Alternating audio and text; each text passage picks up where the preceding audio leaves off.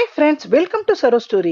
நீங்கள் இப்போ கொல்லிமலையில் இருக்க அரப்பளீஸ்வரர் கோயிலை தான் நீங்கள் பார்த்துட்டு இருக்கீங்க. இந்த கோயில் 2000 வருஷம் பழமையான கோயில். திருஞான சம்பந்தரும் திருநாவுக்கரசும் இந்த கோயிலை பற்றி தேவார பாடலில் பாடி இருக்கிறதுனால தேவார வைப்புத்தலம் அப்படின்னு சொல்லி இந்த கோயிலுக்கு சொல்கிறாங்க. இந்த கோயிலை கட்டினவர் நம்ம கடையேழு வள்ளல்களில் ஒருவரான வள்ளில் ஓரி என்பவர் தான் இந்த கொல்லிமலையை ஆண்டு வந்திருக்காரு. அந்த சமயத்துல தான் 2000 வருஷத்துக்கு முன்னாடி இந்த கோயிலை கட்டியிருக்காரு. இந்த கோயில் வந்த வரலாறு உங்களுக்கு தெரியுமா? அதை நான் சொல்றேன், கேளுங்க. அரப்பளீஸ்வரர் கோயில்ல இருக்க லிங்கம் சுயம்பு வடிவானவர். சுயம்பு வடிவம்னா இவரை சிலையா செதுக்கல, இவர் மண்ணுல இருந்து கிடைச்சாரு. அதனாலதான் இவர் சுயம்பு மூர்த்தின்னு இவரை சொல்றாங்க. இவர் சுயம்புவா நம்ம மண்ணுல இருந்து எப்படி கிடைச்சாரு தெரியுமா? ஒரு நாள் ஒரு விவசாயி தான் நிலத்துட்டு உழுது கொண்டிருக்காரு. அப்போ கலப்பையில ஏதோ தட்டுப்படுது. கலப்பை நகர்த்த முடியல, என்ன தட்டுப்படுதுன்னு விவசாயி அதை அந்த இடத்த தோண்டி பாக்குறாரு. அப்ப அங்க ஒரு சிவலிங்கம் கிடைக்குது. கலப்பையில தட்டியதால லிங்கத்துல இருந்து ரத்தம் வந்துகிட்டே இருக்கு. விவசாயி உடனே பயந்து போய் அத ராஜா கிட்ட சொல்றாரு. அப்போது அங்க ராஜாவா ஆண்டுட்டு இருந்த மன்னன் ஓரி உடனே அந்த இடத்துல லிங்கத்தை பிரதிஷ்டை பண்ணி அங்க கோயிலை கட்டிடுறாரு. அதுதான் அரப்பளீஸ்வரர் கோயில். அரப்பளீஸ்வரர் லிங்கத்துல கலப்பையில பட்ட காயம் இன்னும் நம்ம அந்த லிங்கத்துல பார்க்கலாம். அரப்பள்ளின்ற இடத்துல இந்த லிங்கம் கிடைச்சதுனால இந்த சுவாமிக்கு அரப்பளீஸ்வரர்னு சொல்றாங்க. அதே மாதிரி கோயில் வெளிப்பிரகாரத்துல நம்ம விநாயகரை பாக்குறதுக்கு முன்னாடி லெஃப்ட் சைட்லயே ஒரு மேஜிக் கல் இருக்கும். அந்த கல்லு பெரிய நம்ம அம்மி கல்லு மாதிரி பெருசா இருக்கும். அதுக்கு மேல ஒரு கல்லு இருந்துதான். அந்த கல்லு மேல நம்ம கையை வச்சா நம்ம மனசுல என்ன நடக்கணுமோ அதை நினைச்சிட்டு அந்த கல்லு மேல கைய வச்சா அந்த கல்லு சுத்துமா. அதாவது நம்ம உடம்புல இருக்க வைப்ரேஷன் அந்த கல்லு காமிச்சு கொடுக்கும்னு சொன்னாங்க. நாங்க போன நேரம் அந்த கல்லை யாரோ திருடிட்டு போயிட்டாங்களாம். அதனால கல்லு இல்லை. அதனால அந்த கல்லு மேல அந்த மேல இருக்க கல்லு இல்லை.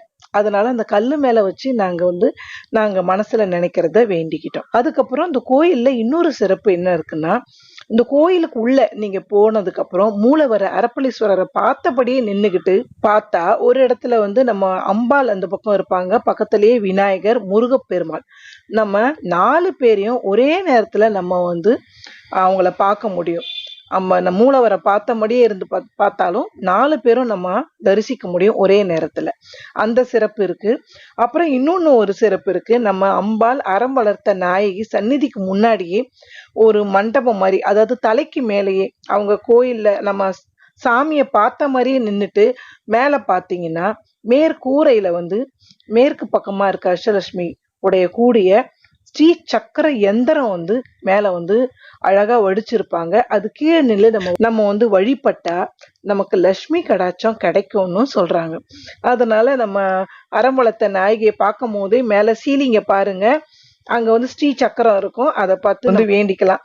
நாங்க அப்படிதான் வேண்டிக்கிட்டோம். அதுக்கப்புறம் நம்ம கோயிலுக்கு வெளியில அரப்பளீஸ்வரர் கோயில் வடக்கு பக்கத்துல வற்றாத 5 ஜீவநதி ஒன்றா கலந்து 150 அடி உயரத்துல இருந்து விழுந்து ஆறா ஓடி உறையூர்ன்ற இடத்துல காவேரியில கலக்குதுன்னு சொல்றாங்க. அப்புறம் இங்க உள்ள அரப்பளீஸ்வரர் ஜல தீர்த்தம் ரொம்ப சக்தி வாய்ந்ததுன்னு சொல்றாங்க.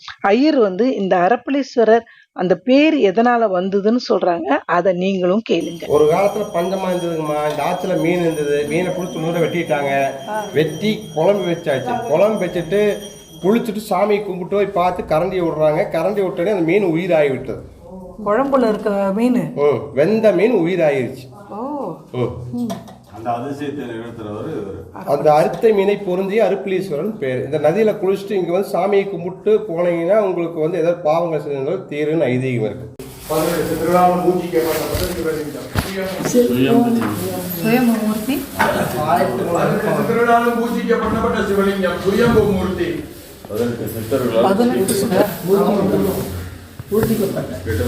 அரப்பளீஸ்வரர், அரப்பளின்றது அந்த இடத்துடைய பேர்.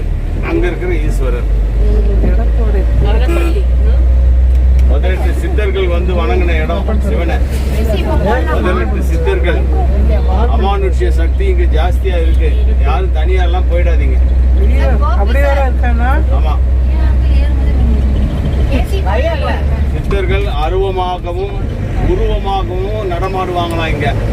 பன்றியா வருவாங்க, இல்லைன்னா ஆடா வருவாங்க, மாடா வருவாங்க, எப்படி வேணாலும் வருவாங்க சித்தர்கள். யாரை பார்த்தாலும் வணங்கிடுங்க, அவ்வளவுதான். சித்தருடைய ஆசீர்வாதம் உங்களுக்கு கிடைக்கும். அருவமாகவும் உருவமாகவும் வருவாங்களாம்பா. அருவம்னா என்னன்னா அருவம்னா உருவம் கிடையாது, உருவம் இல்லாம சித்தர்கள் இல்ல. சித்தர் பேருன்னு சொன்னா வந்து பிடிச்சிக்கணும், சொல்லக்கூடாது. அதெல்லாம் சாமிக்கு ஈக்குவல். இல்ல மாமன். ஐயோ சின்னவரா இருக்காரு. இந்த வீடியோ பிடிச்சிருந்ததுன்னா மறக்காம சரோ ஸ்டோரியை சப்ஸ்கிரைப் பண்ணுங்க, அந்த பெல் பட்டனையும் கிளிக் பண்ணுங்க. More videos every week.